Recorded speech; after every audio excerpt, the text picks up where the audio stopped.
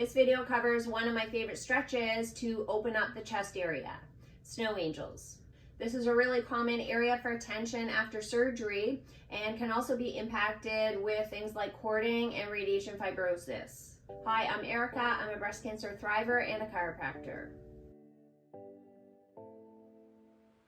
In terms of equipment, you'll need some floor space with a yoga mat or simply a rug. I'm going to show some progressions using a foam roller. If you don't have one, no problem. You can use the edge of a bed, a couch, or basically anything elevated instead. I'm going to go through a few variations. You could choose one straight arm and one bent arm variation and then progress to the next stage when you're ready. Let's go through the variations with straight arms first. Lie on your back with your feet flat on the floor. Place your arms near your sides with your palms facing up. Move your arms out slightly to the side and hold for about 30 seconds. It's subtle, but notice that I'm doing belly breathing rather than just chest breathing during this stretch. This will help to allow you getting into a bit of a deeper stretch. Move your arms further away from your side and then hold this new position. You can do this at about 5 different points throughout the snow angel arc. I tend to start with my arms by my side and then work my way up to my arms being in an overhead position.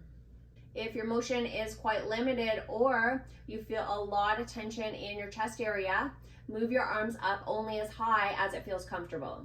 It may take some time to get up to that full range of motion where your arms are straight and then close by your ears.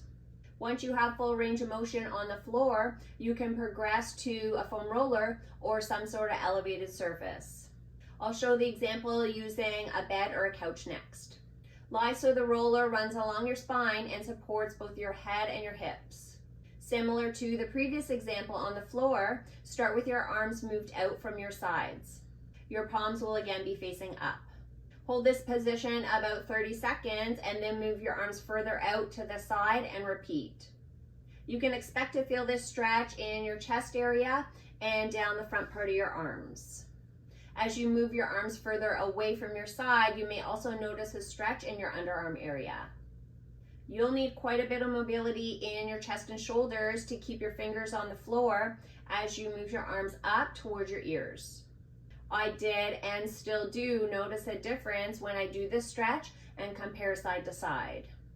This elevated surface definitely puts a greater stretch on the tissues, so stay within a range that you feel comfortable with.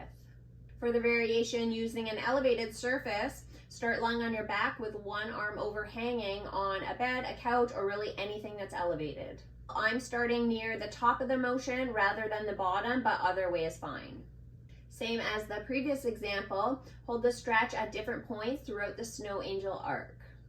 This can sometimes feel like it's an even greater stretch as compared to doing it on a foam roller, because when you're on a higher elevated surface, your arms are stretching down more and your hands aren't even usually touching the ground. If you're finding this motion to be too much of a stretch, you can move your body a bit further away from the edge of whatever you're lying on, so more of your arm is supported. Since this is a one-arm variation, you can repeat the same thing on the other side if you had a double mastectomy. For the bent arm variations, we'll start back on the floor. This is similar to the straight arm variation, except your arms are going to be bent throughout this movement. You would hold a stretch at 5 different points along the snow angel arc. You may feel that the stretch is a bit different as compared to the straight arm variations. For some of you, it may be difficult to even get your hands on the floor, as this really does require a decent amount of chest and shoulder mobility. If this is the case, you may only be doing maybe 2 to 3 positions rather than those 5 positions, so you'll be keeping it in a shorter range rather than going the whole way. With time and as the tension eases, you can progress this range. Once you have near full range of motion on the floor, you can progress to using a foam roller. The setup is the same, where you'll hold the stretch in a few different positions. This was another one that I really noticed the difference in tension side to side. My cording and radiated side had less mobility, and it also took much longer to settle into the stretch. Like, it just felt like things didn't let go as quickly. One of my favorite options is moving dynamically through the snow angel arc rather than holding static positions. With straight arms, you can sweep your arms through the entire snow angel arc with your fingers brushing the floor. Aim for about 5 to 10 reps in total. It's common for your shoulders to creep up, especially as you raise your arms higher. Do your best to keep your shoulders anchored down throughout this movement. You can start on the floor and then progress to a foam roller or an elevated surface when your mobility improves and the tension eases.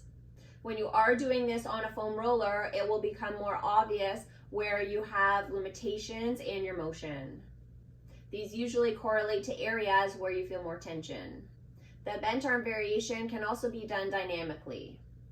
I always felt more tension when I raised my arm up past 90 degrees, as this stretched my pec muscle more and also put more tension on my cording. This will take some time, but as the floor version gets easier, you can progress things to a foam roller. The range of motion I had on the roller, where I could keep my elbows on the ground, was far less than I had when I was doing this on the floor. Hit that subscribe button for more self-care tools to help with your recovery. Thanks for watching, keep active, and see you next time.